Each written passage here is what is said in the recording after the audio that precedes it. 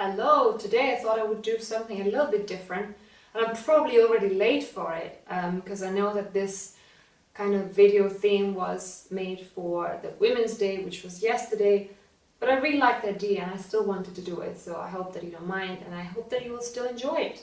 So the video I wanted to make today is called Dear Me, and it's like the advice I would give to my teenage self.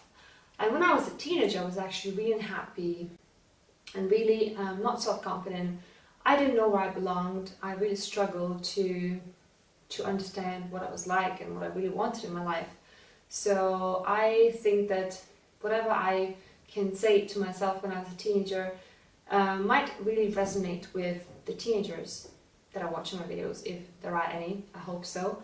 So the first advice that I would give to myself is try to not take every single criticism as a personal attack, because when you're growing up, you're surrounded by teachers and other friends, and to be honest, teenagers and kids in general can be the most vile and the most cruel people in the world. There's a lot of bullying and a lot of difficult things going on at school.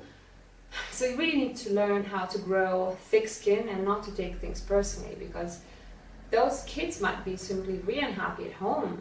The parents might be divorcing, or they might be fighting all the time, and they are just expressing their unhappiness on you. It has nothing to do with you personally. My second piece of advice to myself would be try to pick your friends based not on what you would like to seem, but on what you really are inside. See, when I was a teenager, when I was at school, I was picking all the coolest girls that really cared about fashion and cared a lot about what they looked, but I always felt like something was missing. I missed those deep conversations, and I miss deeper things going on. I felt like I wasn't with the right people all the time, but I suppose I could say I was missing something, but I didn't know what it was. And only a few years ago I realized that I've pretty much always been surrounded by the wrong people. I'm not saying they're bad people, I'm just saying they were the wrong people for what I was like inside. And since then I've totally changed the way I choose my friends, and I couldn't be happier. Third thing I would say to myself is try to love yourself and accept yourself the way you are. What's the point of having all these different masks for different people and for different moments, for different occasions? It doesn't work like that. And that kind of ties up with my tip number 4, which is stop trying to please everyone. It's impossible to please everyone.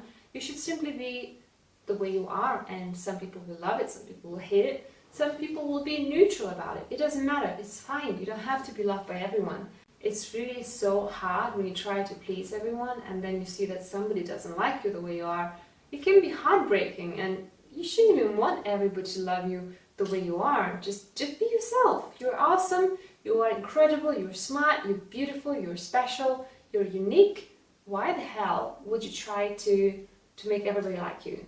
Is it better to be boring but liked by everybody, or really exceptional and crazy but hated by some people? I'd rather be hated, to be honest.